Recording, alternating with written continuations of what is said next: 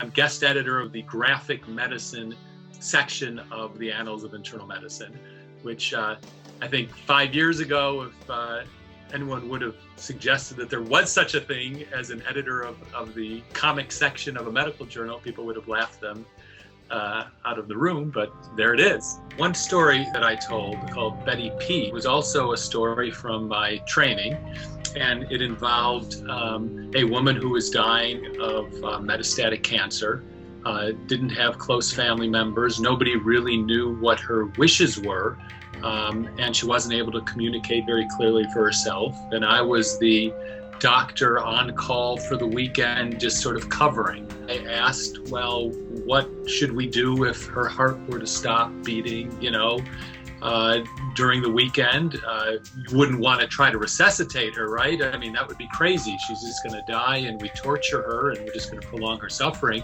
Nobody would want to do that, right? And the person who was checking out and to me and giving me the story said, oh, no, she's a full code. Like, well, what? That's crazy. Why would we do that? It won't work and it would be horrible.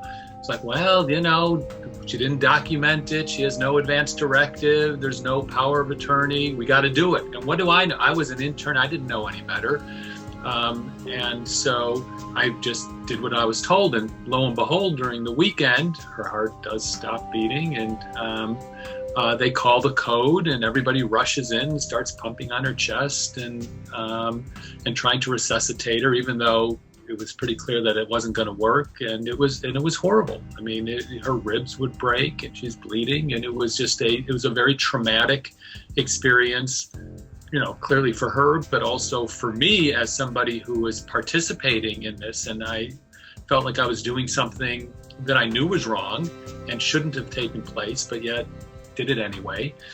And it was another story that really haunted me. In fact, it affected my entire career, because I've spent the past 20 years doing research in the area of advanced care planning and advanced directive, and trying to figure out ways of helping people be better prepared for these moments so that others wouldn't have to be subjected to that kind of death at the end when it could be avoided. My dream is to have more of these kinds of comics, not just in the annals, but in other medical journals, and to have comics be seen as more of a acceptable mainstream form of communication of people's stories.